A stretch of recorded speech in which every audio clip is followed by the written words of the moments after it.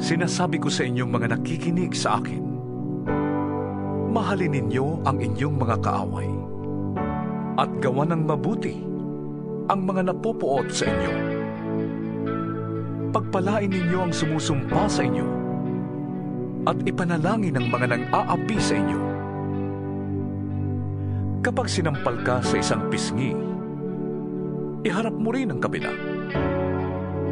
Kapag inagaw ang iyong balabal, huwag mong ipagkait ang iyong baro. Bigyan mo ang bawat nanghihingi sa iyo. At kung may kumuha ng iyong ari-arian, huwag mo nang bawiin pa ang mga yon. Gawin ninyo sa iba ang ibig ninyong gawin nila sa inyo. Kung ang nagmamahal lamang sa inyo ang inyong mamahalin, ano pang gantimpala ang inyong hihintayin? Ang mga makasalanan man ay marunong ding magmahal sa mga nagmamahal sa kanila. Kung ang mga mabuti lamang sa inyo ang inyong gagawa ng mabuti, ano pang gantimpala ang inyong hihintayin? Kahit ang masasamang tao ay gumagawa rin yan. At kung ang makakabayad lamang ang inyong pauutangin, ano pang gantimpala ang iyong hihintayin? Kahit ang masasamang tao ay nagpapautang din sa kapwa nila masama sa pag-asang sila'y babayaran. Mahalin ninyo ang inyong mga kaaway at gumawa kayo ng mabuti. Magpautang kayo nang hindi umaasang kayo'y babayaran. Sa gayon, malaking gantimpala ang tatamuhin ninyo at kayo'y magiging mga anak ng kataas-taasang Diyos, sapagkat siya'y mabuti kahit sa masasama at sa mga hindi marunong tumanaw ng utang na loob. Maging mahabagin kayo na gaya ng inyong ama. Huwag kayong humatol at hindi kayo hahatulan. Huwag kayong magparusa at hindi kayo parurusahan ng Diyos. Patawarin ninyo ang inyong kapwa at kayo patatawarin din ng Diyos. Magbigay kayo at kayo bibigyan ng Diyos. Hustong takal, siksik, liglig at umaapaw pa ang ibibigay sa inyo. Sapagkat ang panukat na ginagamit ninyo sa iba ay siya ring gagamitin ng Diyos sa inyo.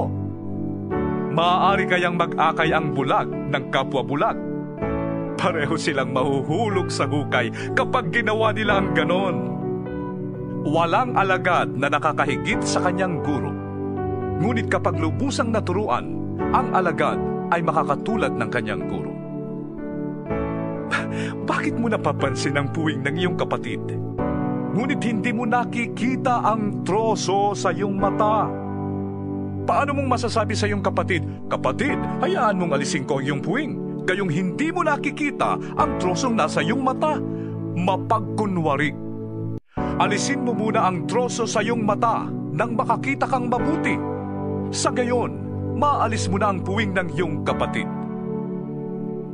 Walang mabuting punong kahoy ang namumunga ng masama, at wala ring masamang puno ang namumunga ng mabuti. Nakikilala ang bawat puno sa pamamagitan ng kanilang bunga, sapagkat hindi nakakapitas ng igos sa matitinik na halaman o ng ubas sa mga dawag. Ang mabuting tao ay naglalabas ng mabuti mula sa kanyang pusong sagana sa kabutihan, samantalang ang masamang tao naman ay naglalabas ng masama mula sa kanyang pusong tigib ng kasamaan.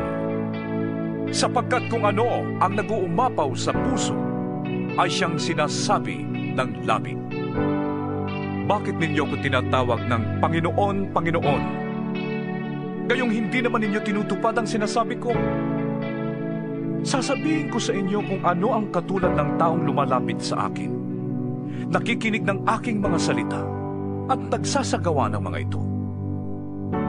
Ang katulad niya ay isang taong humukay ng malalim at nagtayo ng bahay sa pundasyong bato. Nang bumaha at bumugso ang tubig sa bahay na yon, hindi na tinag ang bahay na itinayo, sapagkat matibay ang pagkakatayo nito. Ngunit ang nakikinig naman ng aking mga salita at hindi tumutupad nito ay katulad ng isang taong nagtayo ng bahay ng walang pundasyon. Nang bumaha at bumugso ang tubig sa bahay na yon, ito ay kaagad bumagsak at lubusang nawasak.